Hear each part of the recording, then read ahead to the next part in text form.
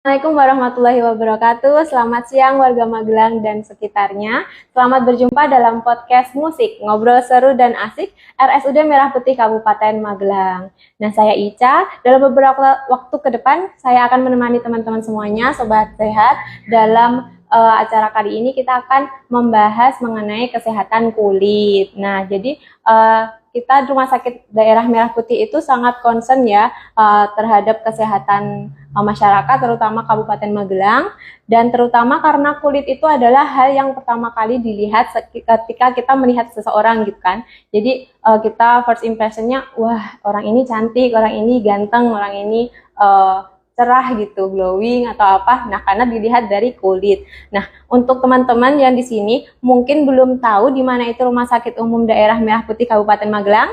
Nah, rumah sakit kita itu terletak di Jalan Yogyakarta Magelang kilometer 5 di Mungkidan, Danurejo, Kecamatan Mertoyudan, Kabupaten Magelang. Nah, itu letaknya ada di dekat dengan perempatan Blondo atau pintu kawasan masuk Borobudur yang Tugu Kalpataru. Nah, jadi teman-teman semuanya di sini karena kita akan membahas mengenai kesehatan kulit, saat ini kita sudah bersama dengan dokter spesialis kulit dan kelamin RSUD Merah Putih Kabupaten Magelang dengan Dokter Jeffrey. Halo Dokter Jeffrey.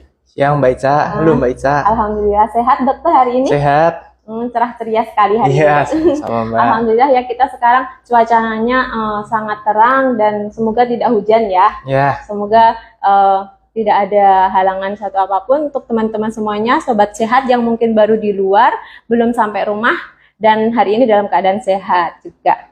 Nah dokter, langsung aja ya dokter. Ya, boleh. Kita ini memiliki klinik spesialis kulit dan kelamin ya dengan dokter Jeffrey gitu. Nah, karena kan mungkin sobat sehat di sini belum mengenal semuanya tentang dokter Jeffrey, boleh perkenalkan sedikit kepada sobat sehat? Ya, selamat siang Sobat Sehat. Perkenalkan, nama saya Dr. Jeffrey Giantoro, spesialis dermatologi dan venerologi. Saya bekerja di RSUD Merah Putih sebagai dokter spesialis kulit dan kelamin. Ya, nah dokter, kan dokter ini adalah dokter spesialis kulit dan kelamin ya. Berarti kita akan membahas kesehatan kulit ini. Sebenarnya seberapa penting sih dokter untuk kesehatan kulit itu bagi kita? Ya, makasih Mbak Ica. Nah, kulit itu bagi kita tuh memang suatu hal yang penting ya, karena kulit itu tidak hanya mempengaruhi penampilan kita, tapi juga kualitas hidup kita. Kalau kulit kita jelek kan kadang orang kurang percaya diri. Nah, seberapa pentingnya itu kita harus kenal dulu fungsi kulit itu apa. Nah, fungsi kulit yang pertama itu adalah untuk melindungi organ dalam tubuh. Misalnya seperti jantung, paru-paru, kemudian otot, tulang. Kalau tanpa kulit kan organ-organ tersebut tidak bisa terlindungi. Kemudian yang kedua itu adalah untuk mengatur suhu tubuh. Nah, di dalam kulit kita kan ada kelenjar keringat, kemudian ada pembuluh darah. Nah, misalnya kita pergi keluar nih, udaranya panas, cuacanya panas kan. Nah, biasanya kan kulit cara memberitahunya ke tubuh adalah dengan misalnya mengeluarkan keringat, kemudian pembuluh darahnya melebar sehingga kan panas di tubuh bisa tersalurkan. Begitu pula dengan waktu udara dingin. Kalau waktu udara dingin kan pembuluh darahnya nanti menyempit. Oh begitu. Nah, kemudian ada fungsi lain lagi dari kulit adalah untuk menyimpan lemak. Nah, lemak ini penting buat apa? Untuk melindungi organ-organ yang ada di dalam tubuh tadi. Nah, kemudian ada fungsi selanjutnya, itu kulit itu juga tempat untuk indera peraba kita. Kan di sana juga banyak saraf. Jadi kita bisa merasakan sentuhan, meraba benda seperti apa, itu juga karena dari kulit. Kemudian kulit juga membantu kita untuk mensintesis vitamin D. Oh, vitamin D. Ya. Dan yang terakhir, yang paling penting adalah kulit itu juga menentukan bentuk penampilan kita. Kan kalau misalnya tubuh itu cuma terdiri dari otot saja atau tulang saja kan bentuknya tidak menarik. Iya. Oh ya, seperti itu. Nah, lalu untuk mengetahui kalau kulit kita itu sehat atau enggak ya, Dok? Itu ciri-ciri kulit sehat tuh apa aja sih, Dok? Kalau untuk ciri-ciri kulit sehat itu ada beberapa. Oh ya. Nah, yang pertama, yang paling gampang dilihat adalah dari warna kulitnya. Warna kulitnya itu merata atau tidak. Misalnya nih, warna kulit kita coklat. Nah, coklat itu sebelah-sebelahnya itu ada warna-warna lain nggak? Misalnya putih atau lain sebagainya, merah. Kalau warna kulitnya tidak merata kan itu juga merupakan salah satu tanda nih, kulitnya tidak sehat. Kemudian yang kedua yang paling gampang dilihat di kulit adalah kulit itu lembut atau halus. Nah, tidak berjerawat. Kemudian teksturnya kenyal. Kalau tekstur kulitnya itu kenyal itu menandakan bahwa kulit tersebut tidak kering. Jadi hidrasinya atau kelembapannya cukup. Nah, kemudian satu lagi yang tanda penting dari kulit sehat adalah kita tidak merasakan sensasi yang aneh di kulit, misalnya seperti gatal atau perih.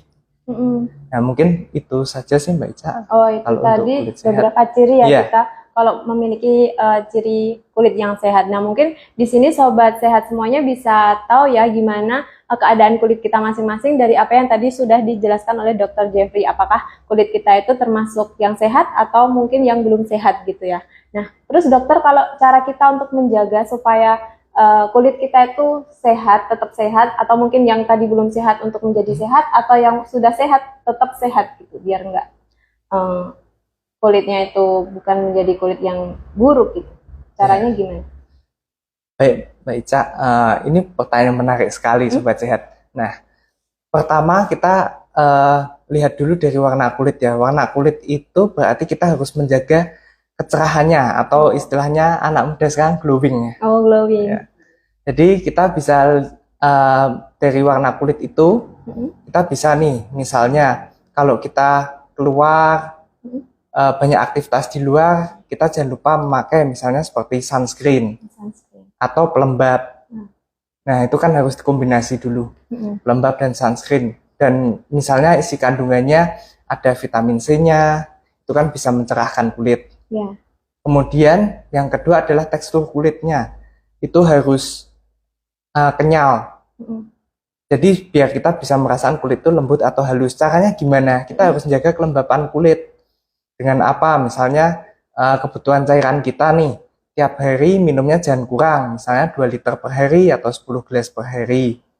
Nah, kemudian tadi yang saya sebutkan pertama itu, misalnya seperti dengan penggunaan moisturizer. Moisturizer. Ya. Moisturizer itu sama dengan pelembab nggak?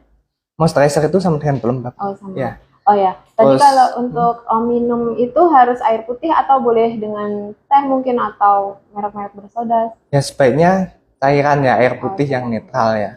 Tapi kalau untuk soda lebih baik tidak, karena kan indeks gulanya tinggi kan. Nanti kan bisa mempengaruhi kulit, misalnya kulit gampang jerawatan.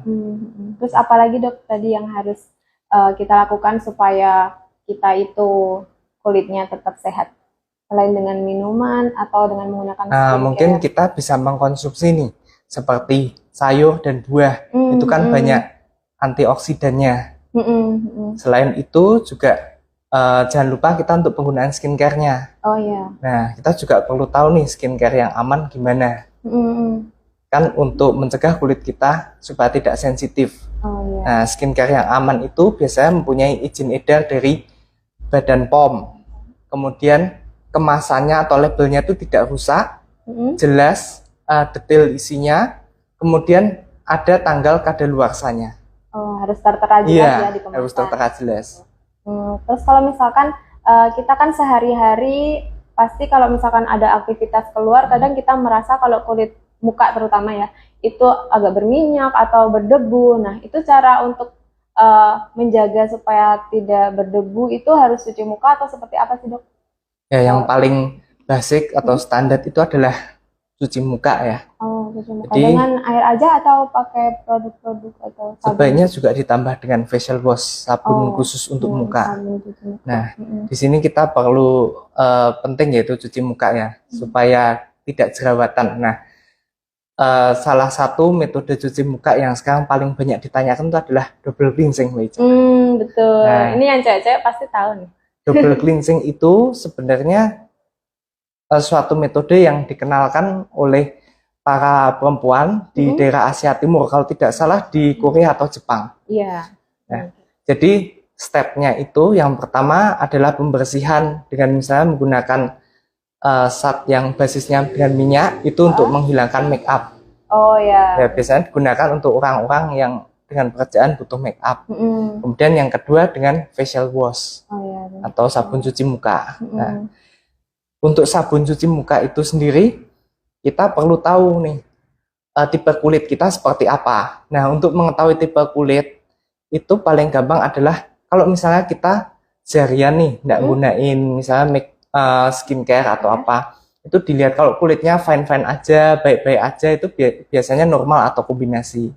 Kalau kulitnya misalnya kok tidak pakai skincare nih, misalnya dalam waktu 3 jam, nah terus tiba-tiba rasanya gatal atau panas, nah itu mungkin bisa tanda-tanda kulit kita sensitif atau kering.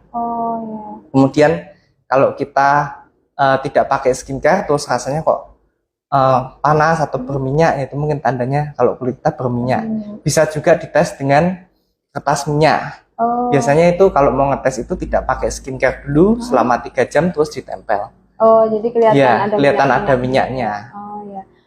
Nah, berarti penggunaan sabun itu, cuci muka itu juga berpengaruh, tergantung juga dengan keadaan kulit kita ya. Kita harus tahu seperti apa keadaan kulit. Ya, tergantung keadaan kulit kita. Misalnya nih kulit normal kan kita tidak perlu memperhatikan nih, tidak perlu memperhatikan dalam arti misalnya harus kandungannya itu tidak eksfoliannya tidak berlebihan atau misalnya lagi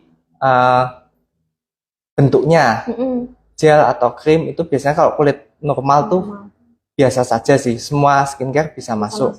Asalkan skincare-nya kan standar, tadi ada BPOM tadi. Nah, yang perlu diperhatikan tuh kalau kulitnya misalnya sensitif. Nah, kulit sensitif itu sabun cuci mukanya sebaiknya menghindari bahan-bahan yang ada eksfoliatornya. Bahan-bahan eksfoliator ini seperti apa? Misalnya seperti AHA, BHA. Karena eksfoliator itu tadi bisa membantu untuk pengelupasan kulit ya, jadi tambah sensitif gitu. Bisa menimbulkan iritasi.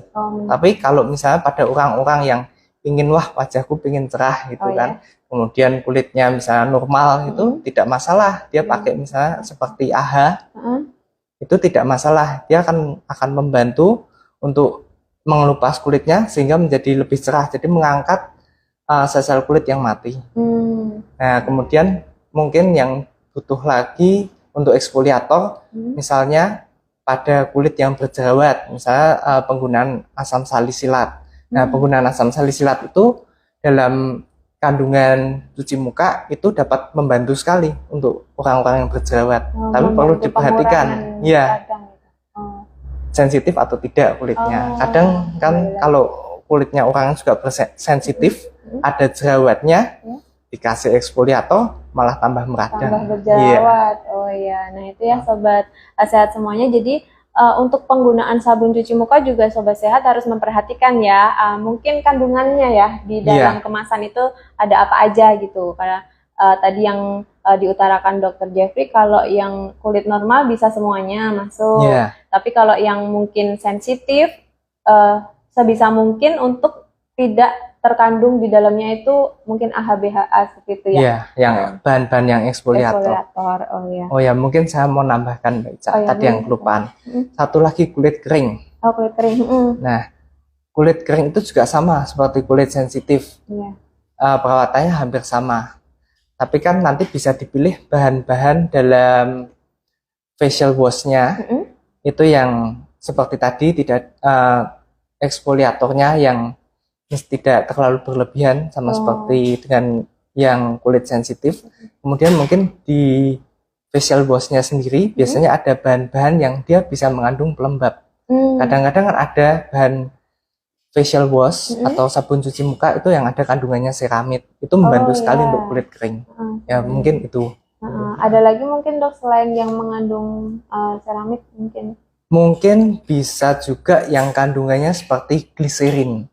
Gliserin itu kan juga melembabkan, tuh juga membantu sekali. Nah itu ya sobat sehat, terutama mungkin untuk cewek-cewek, tapi juga yang cowok juga nggak kalah ya, harus tetap cuci muka dan disesuaikan dengan jenis kulitnya. Jangan lupa untuk memperhatikan kemasannya itu terkandung apa aja di dalam sabun cuci muka itu.